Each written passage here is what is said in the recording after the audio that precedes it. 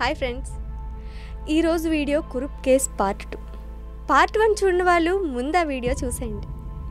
కేరళ పోలీస్ని ముప్పు తిప్పలు పెట్టించిన ఈ కేసు కురుప్ చనిపోయాడని ఇన్వెస్టిగేట్ చేస్తున్న పోలీసులకు అతను బతికే ఉన్నాడన్న ఇన్ఫర్మేషన్ కేసుని మరింత జటిలం చేసింది. ఆ ఇన్ఫర్మేషన్ కరెక్టేనా? నిజంగా కురుప్ బతికే ఉన్నాడా? ఒకవేళ బతికే ఉంటే మరి మంటల్లో తగలబడిన ఆ బాడీ ఎవరిది? ఆ వివరాలన్నీ ఈ వీడియోలో తెలుసుకుందాం.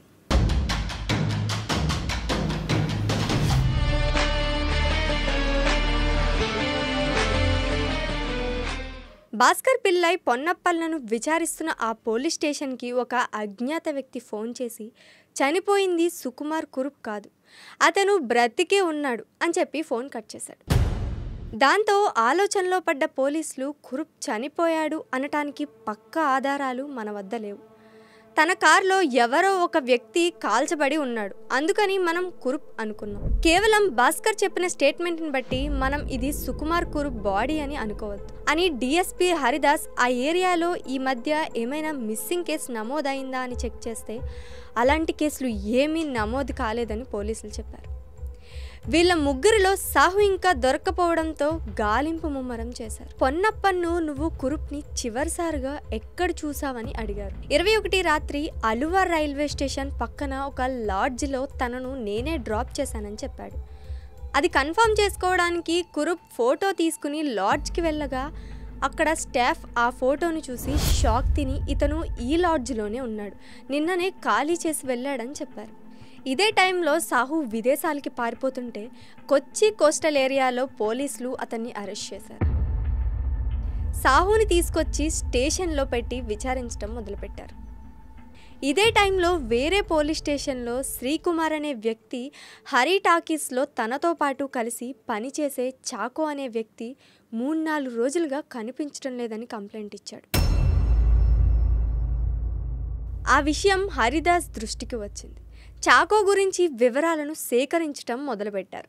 పోలీసులు చాకో ఇంటికి వెళ్ళి విచారించగా చాకో థియేటర్ రిప్రజెంటేటివ్గా పనిచేయడం వలన తను 2-3 రోజులు ఇంటికి రాకపోవడం అతని కుటుంబానికి అలవాటే, కాబట్టి వాళ్ళు పట్టించుకోలేదని చెప్పినట్టు తెలిసింది. కానీ శ్రీకుమార్ చాకో మిస్ అయిన రోజు రాత్రి అతనితోనే చాలాసేపు ముచ్చటించానని, రాత్రి ఇక్కడే ఉండి పొద్దున్నే వెళ్ళొచ్చు కదా అని అంటే, నా భార్య 6 నెలల గర్భిణి, ఆమెను రేపు చర్చిలో విందుకు తీసుకువెళ్తానని మాటిచ్చానని చెప్పి బయలుదేరాడు. అందుకే అనుమానం వచ్చి శ్రీకుమార్ పోలీసులకి కంప్లైంట్ ఇచ్చాడు. పోలీసులు చాకో ఫ్యామిలీని విచారిస్తున్నప్పుడు చాకో భార్య అప్పుడు ప్రెగ్నెంట్గా ఉంది, అయినా ఆమెను విచారించక తప్పలేదు. కారులో కాలిన బాడీ ఫొటోస్ని చూపించి గుర్తుపట్టగలరా అని అడిగారు. తను గుర్తుపట్టలేకపోయింది. పోలీసులు కాలిన బట్టల్ని ఆవిడికి చూపించారు. కాలకుండా మిగిలి ఉన్న చిన్న అండర్వేర్ ముక్కను చూసి గుర్తుపట్టింది. అది తన భర్తదే అని చెప్పి బోర్న ఏడ్చింది. ఇన్ని రోజులుగా అది కురుప్ బాడీ అనుకున్న పోలీసులకి అది చాకో బాడీ అని అర్థమైంది. భాస్కర్ ఇంటి గార్డెన్లో పూడ్చిపెట్టిన బాడీని తవ్వి తీసి మళ్ళీ రీపోస్ట్ మార్టంకి పంపించారు. స్కల్ని అప్పుడు అందుబాటులో ఉన్న టెక్నాలజీతో చాకో ఫోటోతో మ్యాచ్ చేసి చూడగా అది సరిగ్గా సరిపోయింది. దాంతో ఈ కేసు సుకుమార్ కురుప్ కేసుగా కాకుండా చాకో మర్డర్ కేసుగా మారింది. ఇప్పుడు కురుప్ భార్యని భాస్కర్ భార్యని అదుపులోకి తీసుకుని విచారించడం మొదలుపెట్టారు. సాహు అప్రూవర్గా మారాడు. సాహు అసలు జరిగిన విషయాన్ని చెప్పడం మొదలుపెట్టాడు. 1946 మే 26న కేరళ చెరియనాడ్లో ఒక మిడిల్ క్లాస్ ఫ్యామిలీలో జన్మించాడు సుకుమార్ కురుప్. అతని అసలు పేరు పీకే గోపాలకృష్ణ పిల్లై. చిన్నప్పటి నుండి అందరితో కలిసిమెలిసి ఉండేవాడు.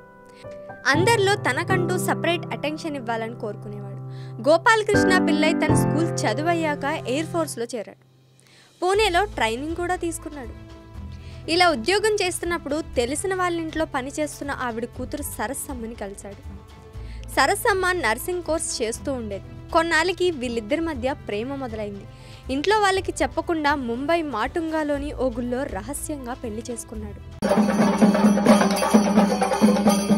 ముంబైలో సంతోషంగా ఉన్న టైంలో గోపాలకృష్ణ పిల్లైకి ఎయిర్ ఫోర్స్ మీద ఇంట్రెస్ట్ తగ్గింది. అందువల్ల ఒక నెల లీవ్ పెట్టి ఇంటి దగ్గర ఉండడం మొదలుపెట్టాడు. ఇలా నెల గడిచింది. ఇతను తిరిగి డ్యూటీకి వెళ్ళకపోయేసరికి ఎయిర్ ఫోర్స్ నుంచి లెటర్స్ రావడం మొదలయ్యాయి. కానీ అవన్నీ గోపాలకృష్ణ పట్టించుకోలేదు. ఎయిర్ ఫోర్స్లో జాబ్ చేసి మనం ఇష్టం వచ్చినట్లు మానేయడానికి కుదరదు. ఎందుకంటే ఎయిర్ ఫోర్స్కి సంబంధించిన కొన్ని కాన్ఫిడెన్షియల్ మ్యాటర్స్ బయటకు లీక్ చేయకుండా ఉండటానికి ఒక ప్రాసెస్ ఉంటుంది. ఆ ప్రాసెస్ని కంప్లీట్ చేయడానికి గోపాలకృష్ణ పిల్లై డిఫరెంట్ మార్గాన్ని ఎంచుకున్నాడు. తనకు తెలిసిన ఒక కానిస్టేబుల్ను పట్టుకొని తను చనిపోయినట్లుగా ఒక ఫేక్ డెత్ సర్టిఫికేట్ని క్రియేట్ చేసి ఒక లెటర్తో పాటు ఇండియన్ ఎయిర్ ఫోర్స్కి పంపించాడు. డెత్ సర్టిఫికేట్ అండ్ లెటర్ రావడంతో ఇతను చనిపోయినట్లుగా రికార్డులో రిజిస్టర్ అయింది. అప్పటి నుండి గోపాలకృష్ణ సుకుమార్ కురుప్గా పేరు మార్చుకున్నాడు. ఆ పేరుతో పాస్పోర్ట్ రెడీ చేసి సౌదీ అరేబియాకు వెళ్ళి మెరైన్ పెట్రోలియంలో ఎగ్జిక్యూటివ్గా జాబ్ సంపాదించుకున్నాడు. కాస్త కుదురుకున్నాక సరస్సమ్మను కూడా రప్పించుకున్నాడు. అతని భార్య సరస్సమ్మ కూడా నర్సుగా జాబ్ చేయడం ప్రారంభించింది. ఇద్దరికీ కలిసి నెలకి 80,000 రూపాయల వరకు వచ్చేవి. తన బంధువులకు డబ్బు సాయం చేయసాగింది సరస్సమ్మ. సరస్సమ్మ కారణంగా ఆమె చెల్లెలి కుటుంబం కూడా బాగుపడింది. ఆమె చెల్లెలి భర్త భాస్కర్ పిల్లైకు సుకుమార్ కురుప్కు ఫ్రెండ్షిప్ బలపడింది. కురుప్ అంత సంపాదిస్తున్న తల్లిదండ్రులను మాత్రం దగ్గరకు రానివ్వలేదు. అప్పుడప్పుడు కేరళకు వెళ్తుండే కురుప్ తన ఫ్రెండ్స్కు మాత్రం ఖరీదైన కానుకలను తెచ్చి ఇస్తూ ఉండేవాడు. విందులు వినోదాలకు బోలెడంత ఖర్చు పెట్టేవాడు. కేరళకి వచ్చినప్పుడు అటు ఇటు తిరగడానికి ఓ వైట్ అంబాసిడర్ కారు కూడా కొన్నాడు. దాన్ని చూసుకునే బాధ్యతను భాస్కర్కు అప్పగించాడు. అలప్పులాలోని అంబలపుల ప్రాంతంలో ఓ పెద్ద ఇంటిని కట్టుకోవాలని అనుకున్నాడు. నిర్మాణ పనులను కూడా భాస్కర్కే అప్పగించాడు. ఇంతలోనే కురుప్ దంపతులు ఓ బాంబు లాంటి వార్త వినాల్సి వచ్చింది. గల్ఫ్లో కంపెనీలు పెద్ద జీతాల వాళ్లను ఉద్యోగాల్లోంచి తీసేసి ఆ ప్లేసుల్లో తక్కువ శాలరీలకు కొత్త వారిని తీసుకొనసాగాయి. కురుప్ పనిచేసే కంపెనీ కూడా అదే ఆలోచనలో ఉండటంతో కురుప్ మొదటిసారి తన ఫ్యూచర్ గురించి భయపడ్డాడు. ఉద్యోగం వదిలేసి కేరళకు వెళ్ళి ఏదైనా బిజినెస్ చేయాలనుకున్నాడు. అప్పటికే సేవింగ్స్ అన్నీ అయిపోయాయి. ఇంటి నిర్మాణం సగంలో ఆగిపోయింది. బిజినెస్కు పెట్టుబడి కావాలి. అర్జెంటుగా డబ్బు సంపాదించడం ఎలా అన్నది ఆలోచించసాగాడు కురుప్. అప్పుడే జర్మనీలో జరిగిన ఇన్సూరెన్స్ ఫ్రాడ్ గురించి వార్త ఒక పేపర్లో కనిపించింది. ఒకడు తన పేరు మీద భారీగా బీమా చేసి అచ్చం తన పోలికలతోనే ఉండే ఓ శవాన్ని వెతికి పట్టుకుని అది తన శవంగానే భ్రమింపచేసి ఇన్సూరెన్స్ డబ్బు తీసుకున్నాడు. వేరే దేశానికి వెళ్ళి అక్కడే బతికాడు. ఏదో మిస్టేక్ వల్ల ఇదంతా బయటకు వచ్చింది. సుకుమార్ కురుప్కు ఈ ప్లాన్ తెగ నచ్చేసింది. వాడైతే మిస్టేక్ చేసి దొరికిపోయాడు, కానీ తాను అలాంటి పొరపాటు చచ్చినా చేయనన్నది కురుప్ కాన్ఫిడెన్స్. ఎందుకంటే గోపాలకృష్ణ పిల్లైగా తను చచ్చిపోయినట్టు చెకింగ్కు వచ్చిన పోలీస్ హెడ్ కానిస్టేబుల్కి లంచం ఇచ్చి మేనేజ్ చేశాడు కాబట్టి. తన ఆలోచనను సాహుతో చెప్పాడు. సాహు కూడా ఇందులో రిస్క్ ఏమీ లేదనుకుని సరే అన్నాడు. మార్చరీలు గాలిస్తే నీ ఒడ్డు పొడుగు ఉన్న అనాథ శవం ఈజీగా దొరికేస్తుంది. అక్కడ దొరకకపోతే సమాధులు తవ్వేద్దాం. కాకపోతే ఈ పనిలో సాయం చేసినందుకు నాకు కొంచెం డబ్బు కావాలి. 3 అక్కలకు పెళ్ళిళ్ళు చేయాలి అన్నాడు సాహు. సుకుమార్ సరే అన్నాడు. మొత్తం ప్లాన్ను భాస్కర్కు చెప్పాడు. నువ్వెలా చెబితే అలా అన్నాడు భాస్కర్. అలప్పుల మెడికల్ కాలేజీలో పనిచేస్తున్న మా బంధువును అడిగితే తప్పకుండా సాయం చేస్తాడని, డ్రైవర్గా ఉన్న పొన్నప్పన్ విశ్వాసపాత్రుడని, అతడి వల్ల ఏ ఇబ్బంది రాదని భాస్కర్ భరోసా కూడా ఇచ్చాడు. శవంతో పాటు కారు కూడా తగలబెట్టాల్సి వస్తుంది కాబట్టి 8,000 పెట్టి ఓ పాత అంబాసిడర్ కారు కొన్నాడు భాస్కర్. వేస్తున్న పాచిక చక్కగా సాగుతుందన్న నమ్మకం రాగానే కురుప్ 3 లక్షల దిరాంలతో ఓ ఇన్సూరెన్స్ పాలసీ తీసుకున్నాడు. మన కరెన్సీలో చెప్పాలంటే 30 లక్షల రూపాయలు. కురుప్ సాహులిద్దరూ ఉద్యోగాలకు సెలవు పెట్టేసి జనవరి మొదటి వారంలో త్రివేంద్రం వచ్చేశారు. భాస్కర్ ఇంట్లోనే ఉంటూ హాస్పిటల్ మార్చురీలు వెతకడం మొదలుపెట్టాడు. వాళ్ళకు కావలసిన బాడీ ఎక్కడా దొరకలేదు. సమాధులు కూడా వెతకడం మొదలుపెట్టారు. అక్కడ అదే పరిస్థితి. ఎందుకంటే శవం తాజాగా ఉండాలి. ఒడ్డు పొడుగు వయసులతో కురుప్తో పోలిక కుదరాలి. 2 వారాలయ్యేసరికి అందరికీ విసుగొచ్చేసింది. శవం దొరక్కపోతేనేం, బతుకున్నవాడినే శవంగా మార్చేద్దామన్నాడు కురుప్. అందరూ ఒక్కసారిగా బిత్తరపోయారు. చేస్తున్న మోసమే దారుణం, పైగా ఇప్పుడు మర్డర్ అంటాడేంటి అని భయపడిపోయారు. నా పోలికలతో ఉన్నవాడు ఒంటరిగా రోడ్డు మీద తిరుగుతూ కనిపిస్తే చప్పున కారులో ఎత్తుకొచ్చేసి గొంతు నులిపి చంపేద్దామన్నాడు కురుప్. వాడు చచ్చాక మనం అనుకున్న చోటుకు తీసుకువెళ్ళి కాల్చేద్దామని చెప్పాడు. మిగిలిన 3 ఆలోచనలో పడ్డారు. చివరకు శవమే దొరకనప్పుడు, దొరికిన శవం కురుప్తి అయినప్పుడు మనం దొరికే అవకాశమే లేదని ఓకే చెప్పేశారు. కురుప్ పోలికలు ఉన్న మనిషి కోసం రాత్రిపూట కారేసుకుని తిరగసాగారు. అలా వెతుకుతున్నప్పుడు రోడ్డు పైన ఒక అడుక్కునేవాడు కనిపించాడు. అతన్ని కిడ్నాప్ చేసి చంపడానికి ప్రయత్నించగా అతని టైం బాగుండి తప్పించుకుని పారిపోయాడు. దొరికి మిస్ అయిపోయేసరికి ఇంకో మనిషి కోసం రాత్రిపూట కారు వేసుకుని తిరగసాగారు. 1984 జనవరి 21 రాత్రి 11 గంటలకు నేషనల్ హైవే 47 మీద ఉన్న కరువాట అనే ఊర్లో కల్పకావడి హోటల్లో డిన్నర్ చేశారు. ఆ తర్వాత కొత్త కారులో పొన్నప్పన్, భాస్కర్, సాహు, వెనకతలే పాత కారులో కురుప్ సొంతంగా డ్రైవ్ చేసుకుంటూ వ్యక్తి కోసం వెతకసాగారు. ఓ 25 కిలోమీటర్లు రోడ్డు మీద అటు ఇటు చూసుకుంటూ వెళ్లారు. కానీ కురుప్ పోలికలు ఉన్న వ్యక్తి ఎవరూ కనిపించపోయేసరికి నిరాశగా వెనుతిరిగారు. తిరిగొస్తుంటే హరిపాద్ దగ్గర హరి టాకీస్ ఎదురుగా లిఫ్ట్ అడుగుతున్న ఓ వ్యక్తి కనిపించారు. అతడికి కురుప్కు పోలికలున్నాయి. దగ్గరకు వెళ్ళి చూశారు. తమకు కావలసిన వ్యక్తి దొరికేశాడనుకున్నారు. అతని ముందు కారు ఆపి, ఎందుకు ఇక్కడ వెయిట్ చేస్తున్నావు అని అడగ్గా ఆ వ్యక్తి తాను వెళ్లాల్సిన ప్లేస్కి చెప్పాడు. మేము కూడా అక్కడికే వెళ్తున్నాం, మాతోరా, నిన్ను డ్రాప్ చేస్తామని అన్నారు. ఆ వ్యక్తి ముందు కొంచెం సంశయించిన తర్వాత తన ఊరు వాళ్ళలాగానే ఉన్నారని అనిపించింది. వాళ్ళని నమ్మి వాళ్ళ కారు ఎక్కాడు. అతనే చాకో.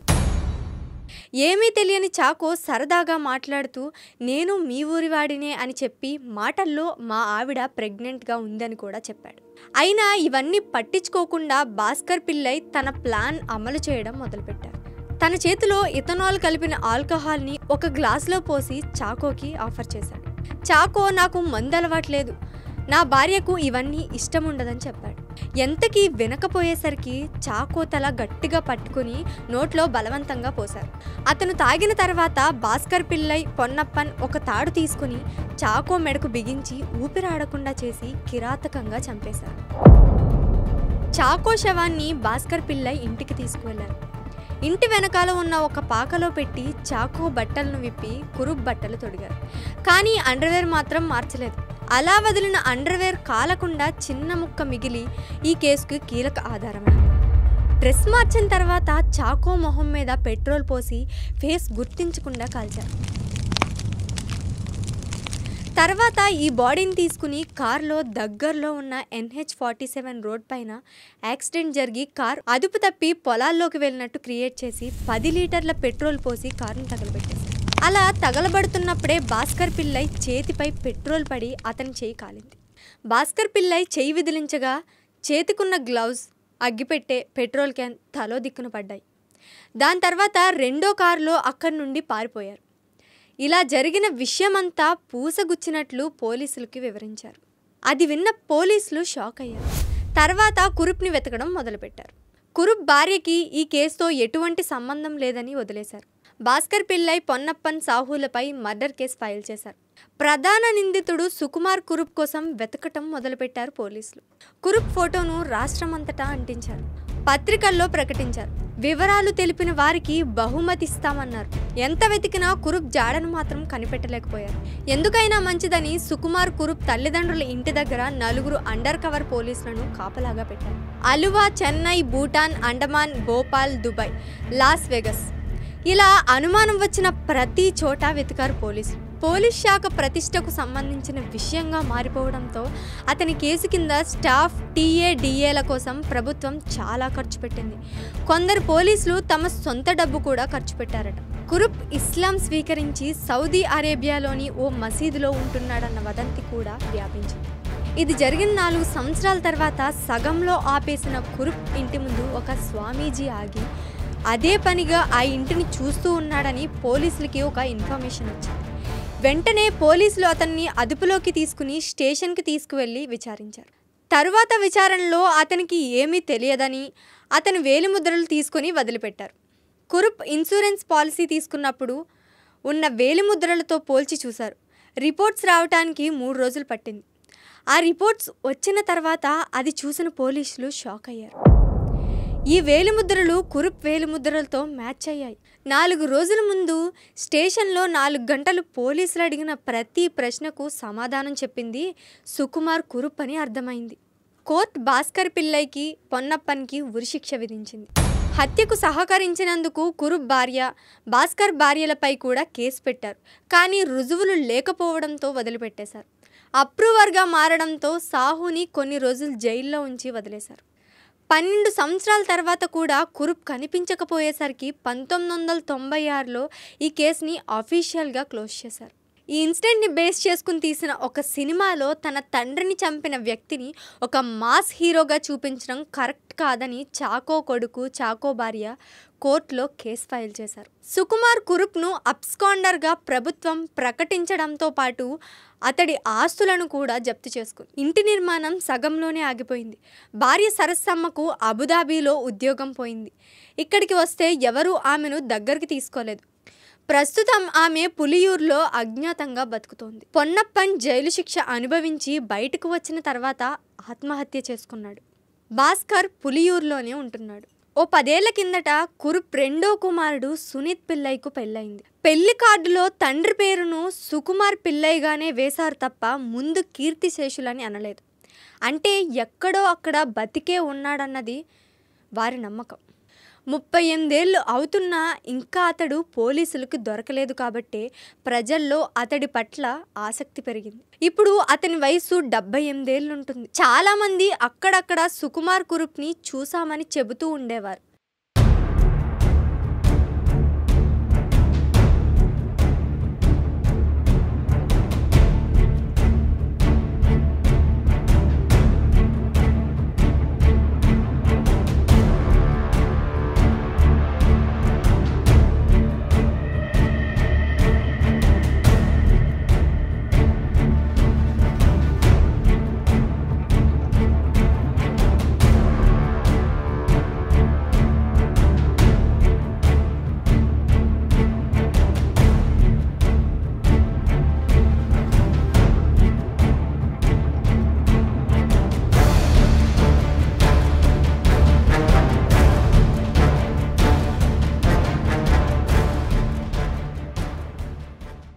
ఇప్పటికీ కురుప్ బ్రతికే ఉండుంటాడా? మీరేమనుకుంటున్నారనేది కింద కామెంట్ చేయండి. మరో ఇంట్రెస్టింగ్ స్టోరీతో నెక్స్ట్ ఎపిసోడ్లో కలుసుకుందాం. బాయ్.